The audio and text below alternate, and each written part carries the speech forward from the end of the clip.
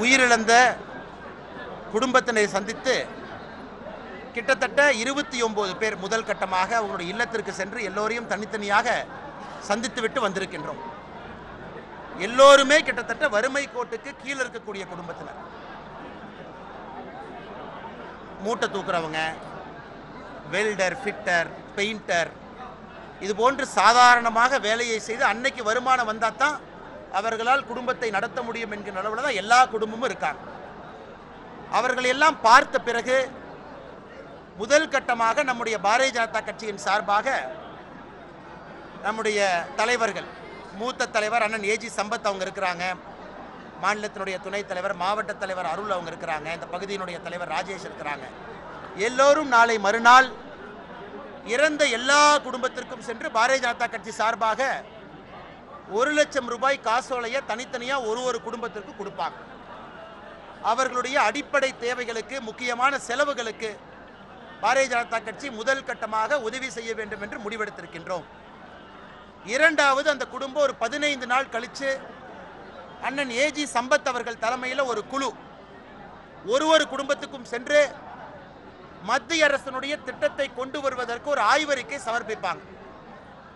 நாங்கள் பார்த்த அந்த 29 குடும்பத்தில் 4-5 குடும்பங்கள் மோடி வீடு வேண்டும், முத்ரா திட்டம் வேண்டும் என்று கேட்டிருக்கின்றார்கள். அதனால் ஒரு குடும்பத்திற்குமே ஒரு அரசு மத்திய அரசினுடைய திட்டத்தை கொண்டு வருவதற்கு ஏஜி சம்பத்தனன் தலைமையில் ஒரு குழு ஒரு குடும்பத்தையும் சந்தித்து பொருளாதார சூழலை ஆய்வு செய்து நம்முடைய கட்சிக்கு ஒரு ரெக்கமெண்டேஷன் கொடுப்பாங்க. அதை வைத்து நாம் கொடுக்கக்கூடிய 1 லட்சம் ரூபாய் காசோலையை தாண்டி நிரந்தரமாக அவர்களை இந்த வறுமையின் பிடியிலிருந்து மேலே கொண்டு வருவதற்கு பாரதிய ஜனதா கட்சி உதவி செய்யும். இன்று காலை நம்முடைய உள்துறை அமைச்சர் திரு அமித்ஷா அவர்கள் தொலைபேசி மூலமாக எங்கிட்ட பேசினாங்க. தேசிய தலைவர் திரு ஜே பி நட்டா ஐயா அவங்க பேசினாங்க. இருவரும் கூட விசாரிச்சாங்க என்ன நடக்குது, எல்லாம் சென்று சந்தித்த பிறகு ஒரு அறிக்கை அனுப்ப சொல்லியிருக்கிறாங்க. என்ன நடந்தது, என்ன சூழ்நிலை கள்ளக்குறிச்சியில் இருக்கு, இந்த பகுதியில் இருக்குன்னு.